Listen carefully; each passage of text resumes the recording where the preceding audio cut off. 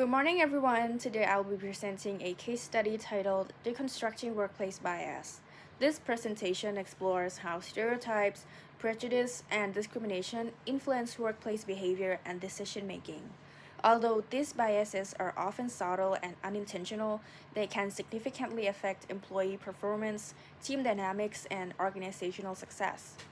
Through this analysis, we will determine the psychological mechanisms behind workplace bias, its business consequences, and practical strategies organizations can use to create a more inclusive and productive work environment. To understand workplace bias, we first need to examine the SPD framework, which consists of three interconnected concepts: stereotypes, prejudice, and discrimination. First, stereotypes are generalized beliefs about a group of people. They often serve as mental shortcuts that help individuals process information quickly. However, these assumptions may not accurately reflect reality.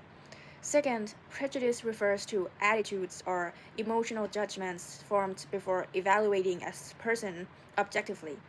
These feelings can be either positive or negatively, the, but they are based on assumptions rather than the evidence. Finally, discrimination occurs when stereotypes and prejudices influence behavior. This results in unfair treatment towards individuals based on their group membership rather than their actual abilities or performance. Together, these three elements create a cycle that can negatively affect workplace fairness and collaboration.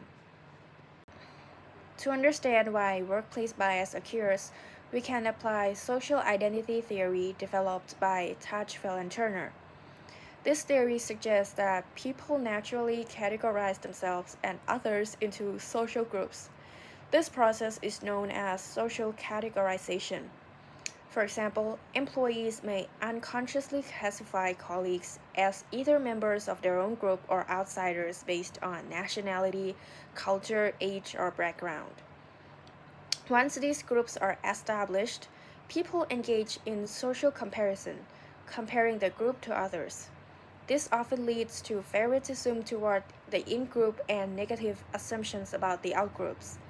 As a result, individuals may unintentionally reinforce stereotypes and create barriers that limit trust, communication, and collaboration within teams.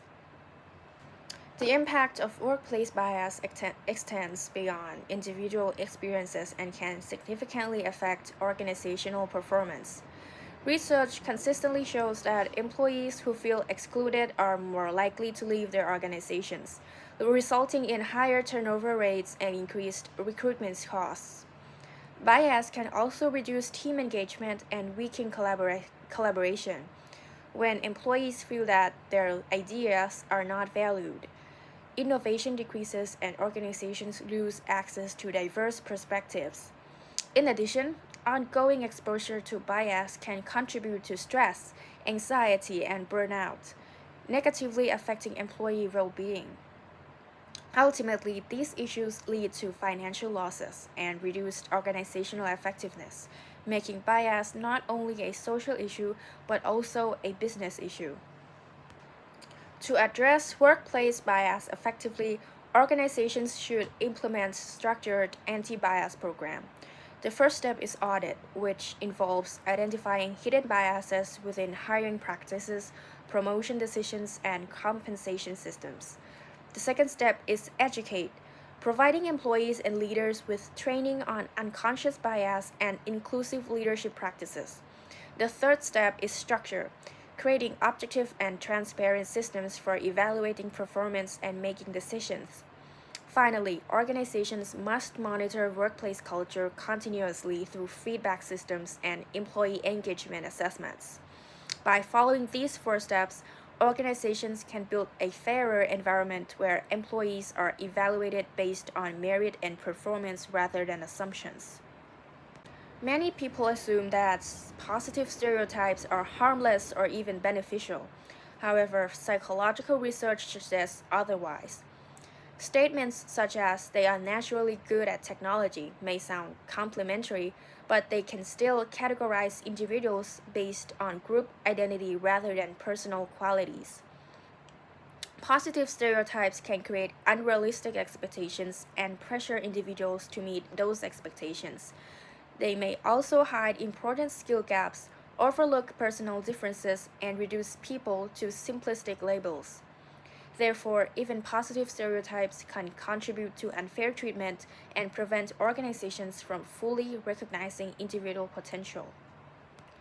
In conclusion, this case study highlights the importance of recognizing and addressing workplace bias.